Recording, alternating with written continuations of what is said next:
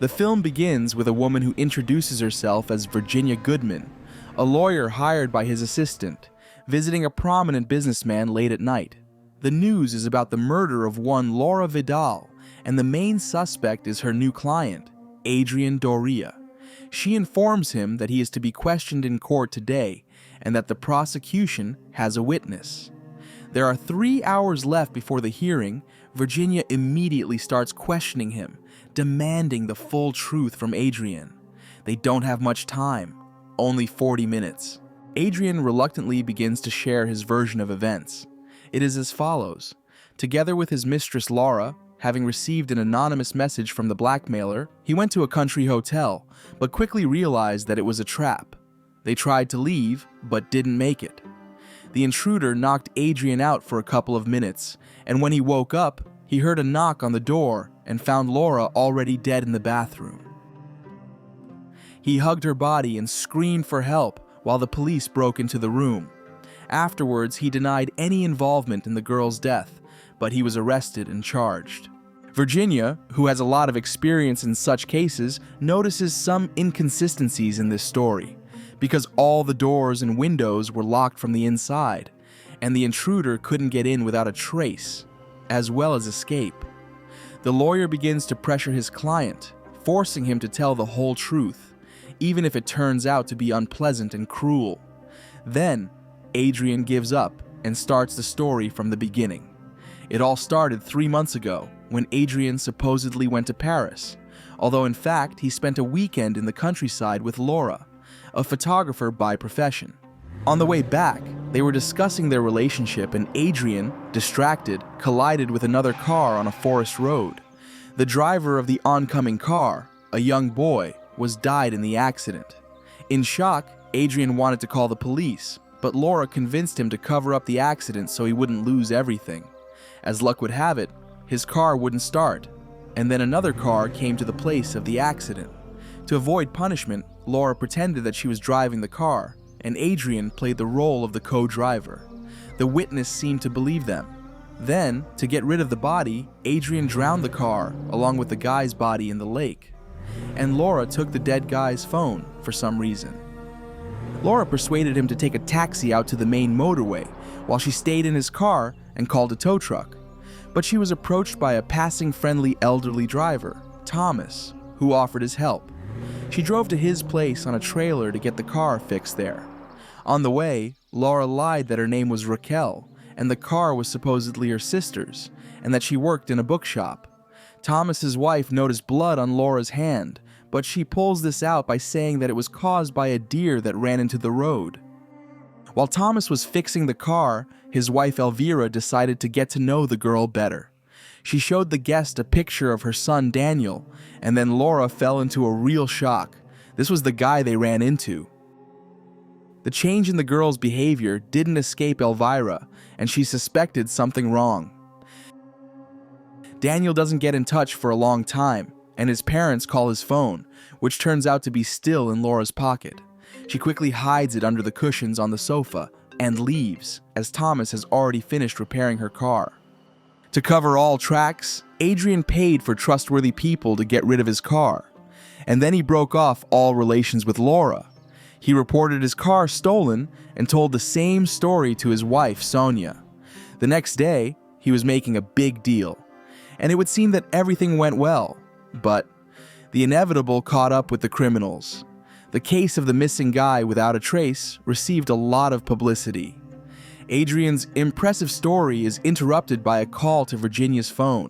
She is informed that the witness is already in the courtroom. She doesn't tell his identity to her client and persuades him to continue the story. Soon, the police came to Adrian's office. He was summoned for questioning, where they expressed their suspicions because a car with Adrian's license plates had been spotted at the place of the crime. The businessman's personal lawyer, Felix, wriggles out of the police accusations. Adrian is perplexed. He asked his lawyer to make sure that his alibi of being in Paris at the time of the accident is fully confirmed. Felix replies that he did so, but Adrian's name was leaked to the police anyway. That's when Virginia catches him in a lie. It turns out that Adrian called Lara while standing in the car park right under the security camera to find out what she told the police. False information about Daniel, planted by Felix, is leaked to the press. Supposedly, the guy faked his death by fleeing the country because he was involved in a fraud scheme and owed several million. Lara helped to set it up. She stole Daniel's bank card when she searched the body. Using her husband's computer, who works at the bank, she used it to frame Daniel and make him look like a fraudster. Lara then threatened Adrian because if he told the police about her, his alibi would be ruined. Soon, everything went uphill. Adrian reached great heights in business, cooperating with the Asian market. He has now become very wealthy and successful. Thomas, the father of the dead Daniel, who suspects Adrian and Lara of murdering his son, or at least of being involved in his death, comes to the financial awards ceremony. He demands that the businessman confess everything, but Adrian denies everything. Thomas and Elvira don't believe that their son could be a fraud. Elvira was hospitalized due to a nervous breakdown, but Thomas continued to search for information. He is now convinced that Lara and Adrian committed the murder, but he doesn't have the resources to deal with a man as powerful as Adrian. Thomas returns home and takes care of his sick wife. He doesn't bother Adrian anymore. Virginia begins to piece together what she's heard, but the picture doesn't add up. It is still unclear who lured the couple to the hotel and killed Lara. Virginia Hart explains to her client that she isn't going to lose the case and won't defend him until he lays it all on the line. Under her pressure, Adrian reveals new details about the story. It turns out that he received an anonymous letter from a witness who threatened to turn them into the police if he didn't bring the right amount of money. At the hotel, they should be together with Lara. Adrian suspects a passing curious driver because as he was pushing the car into the lake, he heard the crunch of branches under someone's foot. Apparently, it wasn't a deer at all. But Virginia continues to doubt his version. She offers her own view of the story. Laura's killer ordered them to go to a country hotel, to a pre-booked room. The killer was already there, but they didn't notice him. It could have been Thomas, Daniel's father. Virginia proves to Adrian that this is the best version that can be thought of. Felix agrees with her too. For Virginia, this is the last case after which she retires, and she is determined to win. But in order to convict Thomas of Laura's murder, Adrian must confess to not helping his son. But Adrian doubts that such an act is appropriate. Then, Virginia shows him a photograph from the newspaper. It shows Thomas's wife, Elvira, in the uniform of an employee of that hotel. Isn't that proof that the dead Daniel's parents were involved in Laura's murder? Thomas lured them there, and his wife helped him do it. The windows in the rooms, locked for the winter, can only be opened with a key that the staff has. That's how Thomas got away from the crime scene. Virginia proposes to make it look as if Adrian is also Laura's victim. It is only necessary to put her things in the drowned car, and then only she will be involved in the murder. But Adrian continues to doubt, because some unknown witness has been summoned to the court. Then, Virginia admits that there is no witness. She made him up so that Adrian would tell the truth. Then the businessman marks on the map the place where he drowned the car.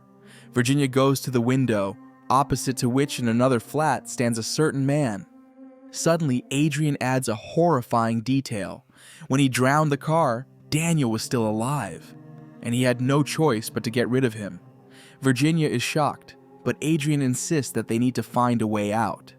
Suddenly, the lawyer comes up with another theory. The idea of hiding from the police after the accident was not Laura's, but his own, wasn't it? And Lara was so tormented by conscience and guilt that she finally called the parents of the dead guy and told the whole truth. She arranged to meet them in the hotel room where Elvira worked. Lara lied to Adrian that she was being blackmailed by a witness and needed money. She wanted to compensate the unhappy parents for the loss of their son. However, in the room, when she told Adrian everything, he became furious. She persuaded him to surrender, and he took her life with a statue, and afterwards made it look like it wasn't his fault. Adrian, of course, denies this version. Why didn't the boy's parents tell the police about everything? But Virginia has an answer. They knew that then Adrian will never point out the place where he drowned their son. No body, no case, as they say. Adrian begins to suspect something amiss. Then Virginia points him to the window opposite. Thomas is standing there. So here's a new version of events. After Adrian was arrested, Daniel's parents began to think about how to get justice. Thomas rented a flat across the street from Adrian's under a false identity. He started following him and he found Virginia. Maybe she should represent Thomas. Adrian panics and looks at the photo from the newspaper again. The lawyer admits that it is a fake. Elvira didn't work in that hotel. She only came to visit Lara. She again demands a confession from her client. Otherwise, she cannot defend him. And Adrian finally confesses, saying on the tape recorder that he killed Daniel. Virginia nods satisfactorily and goes out for some air and coffee. Adrian calls Felix and tells him that he has told Lara absolutely everything. But suddenly he notices some strange things. The papers Virginia left show Thomas's name, and her notebook is completely uninscribed. All the folders she brought with her are empty. He opens her pen and realizes that it contained a recording device. In the neighboring window, he sees now not only Thomas, but also Virginia. She removes her mask and wig, and turns out to be Elvira. The lady calls the police to tell them what happened to her son. Then the bell rings. On the doorstep is a woman who appears to be Virginia Goodman, and now everything falls into place. This is the end of the film. Thank you all for watching this video to the end. Give this video a like. Write in the comments what you think about this film, and see you in new videos.